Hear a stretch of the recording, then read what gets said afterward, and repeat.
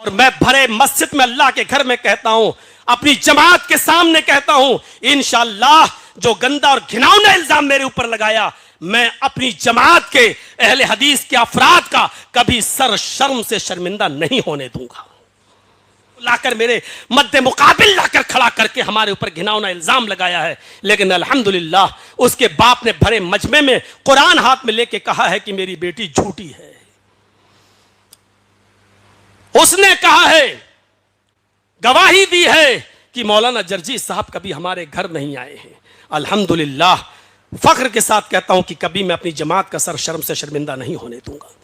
میرے پیارے ساتھی, الزامات ہیں یہ تو کسی کے اوپر بھی لگا دو, کسی کے بھی اوپر لگا دو. ہمیں جو ججمنٹ دیا گیا, جو فیصلہ سنایا گیا, وہ صرف نہ تو ہوٹل دیکھا گیا, نہ گھر دیکھا گیا, نہ مکان دیکھا گیا, نہ میڈیکل دیکھا گیا, نہ پروف دیکھا گیا, نہ ڈی این اے ٹیسٹ دیکھا گیا. بس اتنا کہا گیا, پیڑیتا کے موکھک بیان یعنی زبانی بیان کے آدھار پر آپ کو دوشی پایا جاتا ہے, جس پر ہائی کورٹ کے جج نے پھٹکار لگاتے ہوئے سرکار کو بھی اور لوئر کورٹ کے جج کو بھی کہ پوری فائل کو باریکی سے اور ڈیپلی پڑھنے کے بعد ایسا لگتا ہے کہ محمد جرجیز کو راجنیتک شڑینتر کا شکار بنایا گیا ہے اور میڈیا کے دباؤ میں آ کر یہ فیصلہ سنایا گیا ہے, اس لیے ان کو تتکال ریلیز کیا جائے. تو میرے بھائیوں, یہ دونوں بیان دیکھ لیجئے, ایک لوئر کورٹ کا جج ہے, ایک ہائی کورٹ کا جج ہے. لوئر کورٹ کا جج کہتا ہے پیڑیتا کے موکھک بیان کے آدھار پہ دوشی پایا جاتا ہے, اور ہائی کورٹ کا جج کہتا ہے راجنیتک شڑینتر کا شکار بنایا گیا ہے اور میڈیا کے دشپرچار کی وجہ سے لوئر کورٹ کے جج نے ان کو سزا سنائی ہے. تتکال یہ آرڈر, تتکال امیڈیٹلی ان کو رہا کیا جائے. 3 تاریخ کو ہماری بیل ہوتی ہے اور 4 تاریخ کو ہم باہر کر ہو جاتے ہیں. میرے بھائیوں, یہ دور آئیں گے, توحید کی دعوت دو گے تو یہ آپ سوچو کہ ہم کو لڈو اور گلاب جامن ملتے رہیں اور توحید کی دعوت, یہ نہیں ہو سکتا ہے. حق بات کہنا ہے تو ڈنکے کی چوٹ پہ کہیے, امام مالک رحمۃ اللہ علیہ کی طرح. جو آج سعودیہ میں جاتے ہو, جو آج دیکھتے ہو بہت سے لوگ ہاتھ چھوڑ کے نماز پڑھتے ہیں, کیوں؟ امام مالک کو کسی غریب, امام مالک کے دور میں جو بادشاہ تھا وہاں کا, اس کو کسی غریب کی لڑکی بیوی پسند آ گئی. اس نے دیکھا ہے بڑی خوبصورت ہے, اس نے اس کے شوہر سے کہا کہ اس کو طلاق دو, اس سے ہم شادی کریں گے. اس نے کہا واہ, ایسے کیسے ہو سکتا ہے, یہ ہماری بیوی ہے. علماء سے پوچھا, لوگوں نے کہا نہیں بھائی اس کی تو بیوی ہے, کیسے طلاق دے گا. انہوں نے کہا کہ ہم تمہارے پاس درہم و دینار, یہ ہر دور میں ہوا ہے, مولوی بھی پیسوں میں بکے ہیں, یہ طبقہ بھی پیسوں میں اور درہم و دینار میں بکا ہے, اس میں کوئی تعجب کی بات نہیں ہے. جب وہ اشرفیوں کی اور درہم و دینار کی تھیلیاں پھینکی گئیں تو انہوں نے ایک مشورہ دیا کہ آپ کے پاس تو سپاہیوں کی کمی تھوڑی ہے, کسی کی تلوار اس غریب آدمی کی گردن پر رکھوا دو اور کہہ دو کہ اگر طلاق نہیں دی تو گردن اڑا دیں گے, بس مجبور ہو کے طلاق دے دے گا.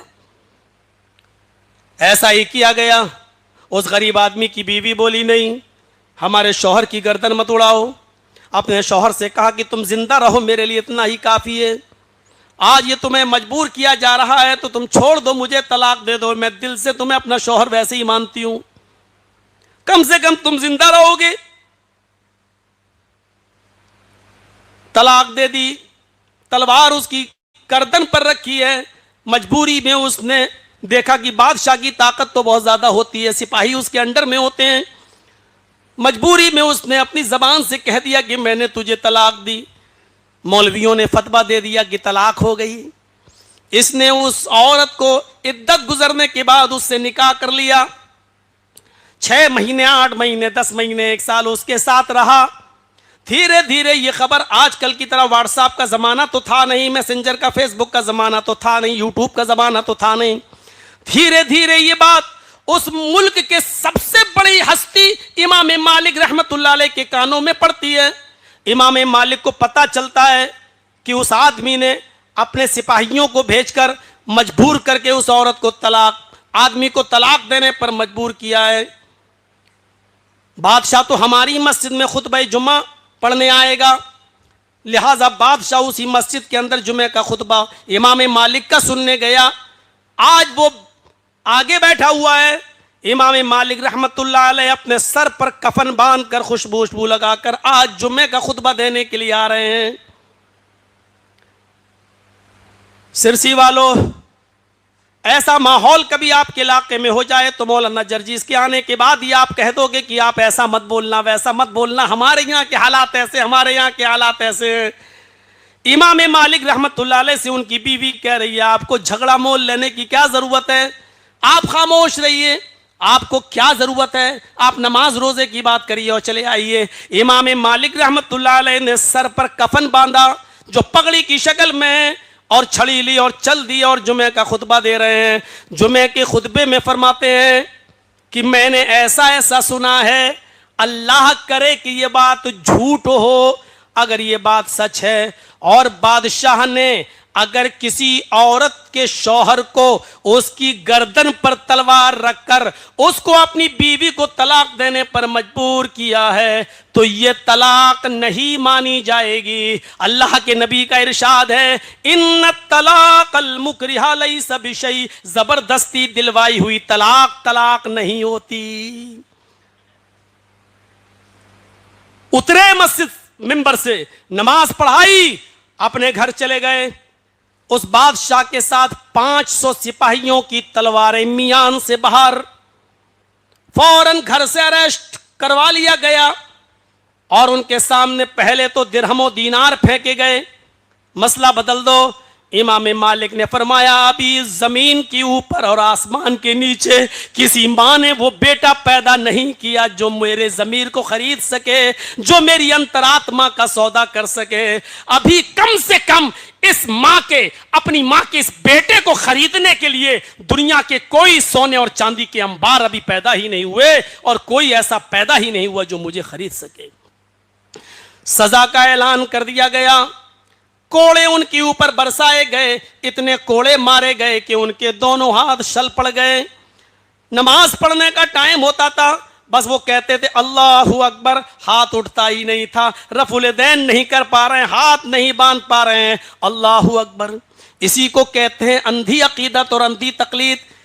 وہ مجبوری میں ہاتھ نہیں باندھ پا رہے ہیں. آج ان کے فالوورز، آج ان کے ماننے والے کہتے ہیں میرے امام نے ہاتھ نہیں باندھے تو ہم بھی نہیں باندھیں گے. آج وہ ہاتھ چھوڑ کر نماز پڑھ رہے ہیں. میرے بھائیو، اسی کو کہتے ہیں کہ اندھی عقیدت.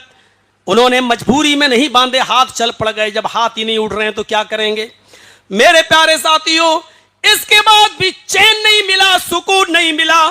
ان کے ہاتھوں میں ہتھکڑیاں ڈال دی گئیں اور پیروں میں بیڑیاں ڈال دی گئیں اور ان کو اونٹ کے اوپر الٹا پیٹ کے بل لٹا دیا گیا. ایسے پیروں میں بیڑیاں اور ہاتھوں میں ہتھکڑیاں اور ان کو اونٹ کے اوپر ایسے ہی بٹھا دیا گیا اور مدینے کے بازار میں گھمایا جا رہا ہے، مدینے کی گلی گلی میں گھمایا جا رہا ہے، اس لیے کہ لوگ دیکھ لیں بادشاہ کا جو کہنا نہیں مانتا اس کو بادشاہ کتنی بڑی سزا دیتا ہے. اگر کسی نے بادشاہ کے خلاف آواز اٹھائی تو اس کا یہی انجام بلکہ اس سے بھی برا انجام ہوگا. امام مالک کا تعارف کرایا جا رہا ہے. اس کا وزیر امام مالک کو اس حال میں اونٹ کے اوپر ڈال کر لگام کو اپنے ہاتھ میں پکڑ کر مدینے کے بازار میں گھما رہا ہے اور کہتا جا رہا ہے دیکھ لو آئے مدینے والو، دیکھ لو امام مالک کو بادشاہ کا کہنا نہ مانا، بادشاہ کی مخالفت کی تو آج بادشاہ نے اس کو یہ سزا دی ہے. امام مالک مسکراتے ہوئے کہتے ہیں آئے مدینے والو، یہ جھوٹ بول رہا ہے وزیر، یہ جھوٹ بول رہا ہے وزیر. بادشاہ کی مخالفت کی سزا مجھے نہیں ملی ہے، بادشاہ کی وروਧ کی سزا مجھے نہیں ملی ہے.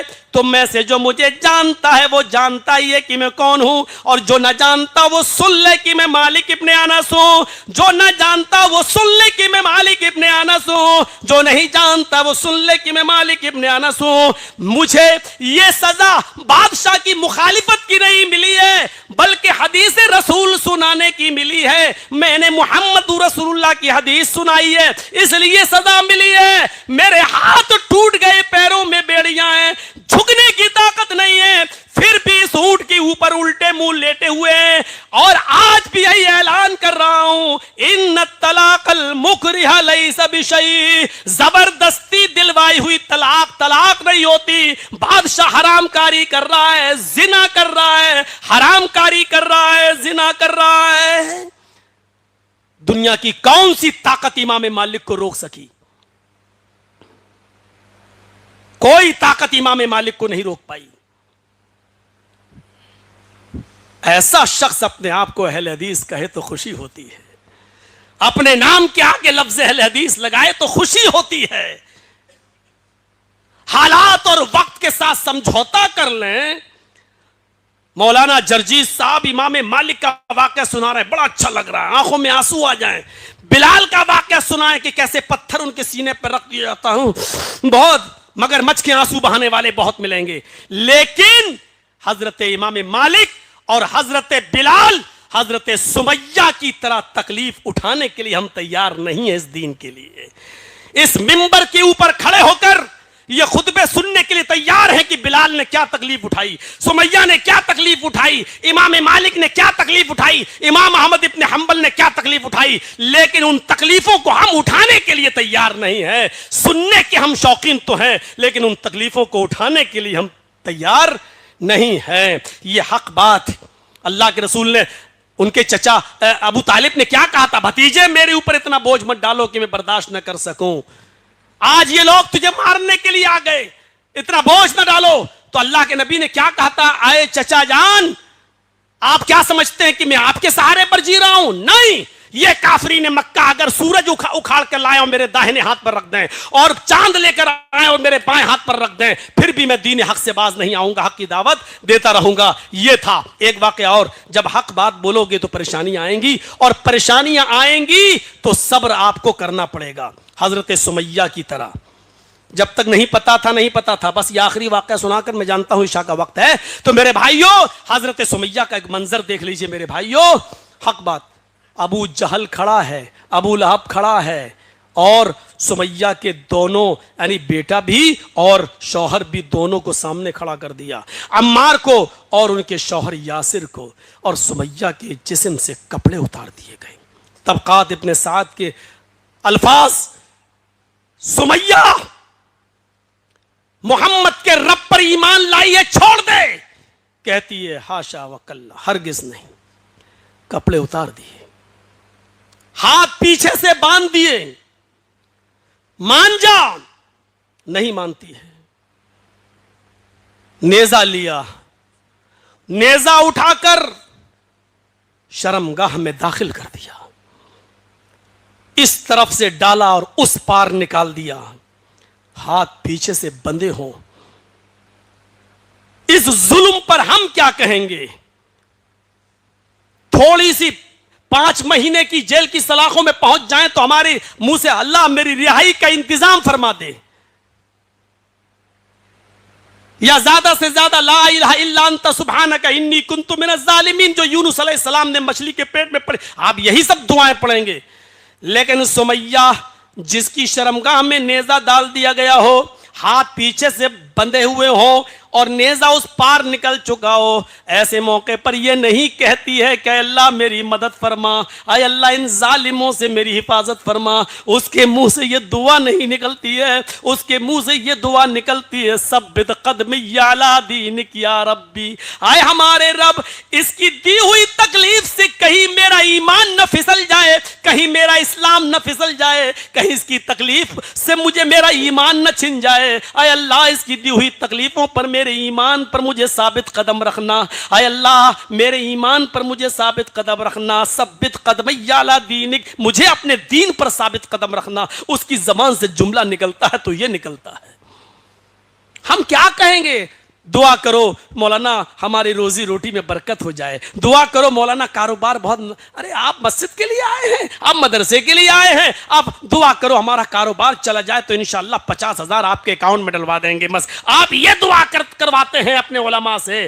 میرے بھائیوں دعا یہ کرواؤ کہ مولانا دعا کرو، یہ تو دنیا ہے آتی جاتی ہے، یہ تو دولت ہے جو آتی جاتی ہے، یہ ہماری نہیں ہے، ہمارے انتقال کے بعد ہماری اولاد باپ کی بچی ہوئی دولت پر لڑے گی, اس کی جائیداد پر جھگڑا کرے گی, بڑا حصہ میرا چھوٹا حصہ میرا, ہم نے اپنے باپ کو زیادہ دیکھا ہے تم نے کم دیکھا ہے, علاج ہم نے کرایا ہے. یہ نہیں, دعا یہ کرو کہ اے مولانا صاحب یہ دعا کرو کہ اللہ مرتے وقت مجھے اور میری اولاد کو ایمان پر ثابت قدم رکھے, جب تک زندہ رکھے ایمان پر رکھے, اسلام پر رکھے, اور جب خاتمہ ہو تو ایمان پر خاتمہ فرمائے.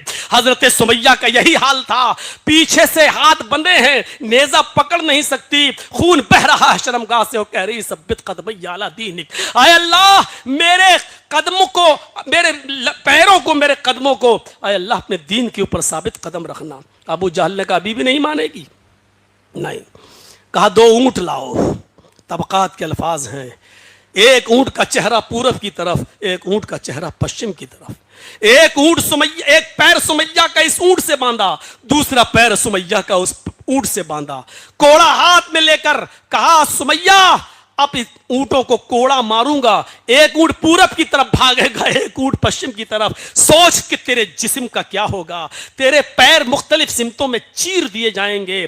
سمیہ اپنے بیٹے کی آنکھوں میں آنسو دیکھ کر کہتی ہے بزدل مت بنو, میں عورت ہوں, مجھے ہلکی سزا دی جا رہی ہے, تم مرد ہو.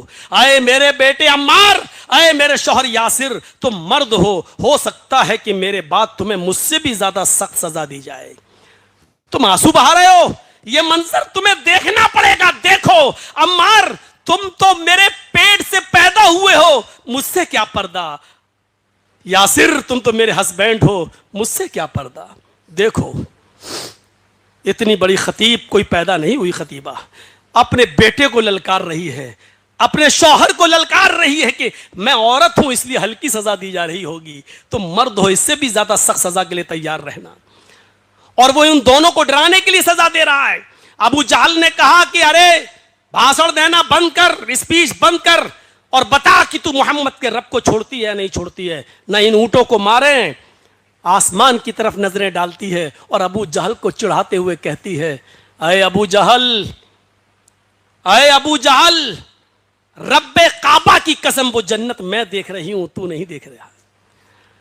دیکھ وہ جنت میں دیکھ رہی ہوں تو نہیں. وہ دودھ کی اور شہد کی نہریں میری نظروں کے سامنے ہیں, اس کی خوشبو میری ناک تک آ رہی ہے. تجھے نہیں دکھائی دے رہی ہے, مجھے دکھائی دے رہی ہے.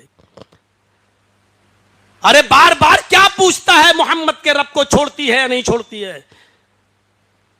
اے ابو جہل, کعبے کے رب کی قسم کھا کے کہتی ہوں جتنی دیر تو ان اونٹوں کو بھگانے میں لگا رہا ہے اتنی ہی دیر مجھے رب کی جنت میں جانے میں لگ رہی ہے.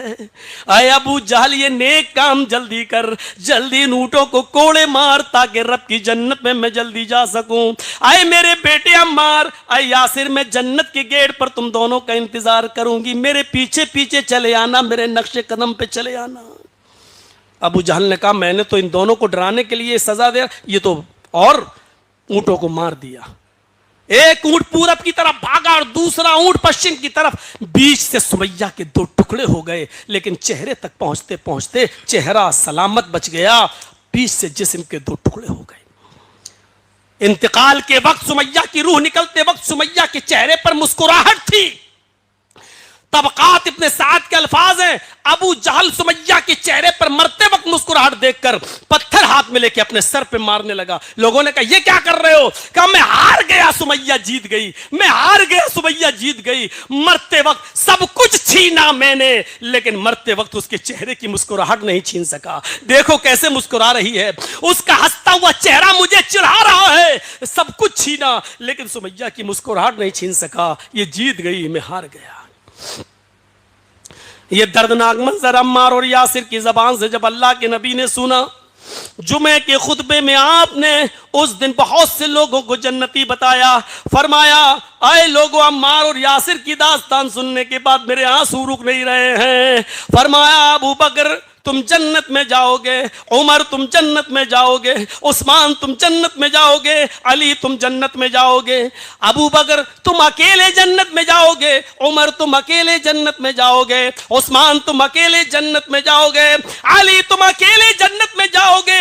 اس برو یا آل یاسر فإن موعدکم الجنہ، اے یاسر کے گھرانے والو صبر کرو، اے یاسر کے گھرانے والو صبر کرو، تمہارا پورا خاندان ایک ساتھ جنت میں جائے گا، تمہارا پورا خاندان ایک ساتھ جنت میں جائے گا۔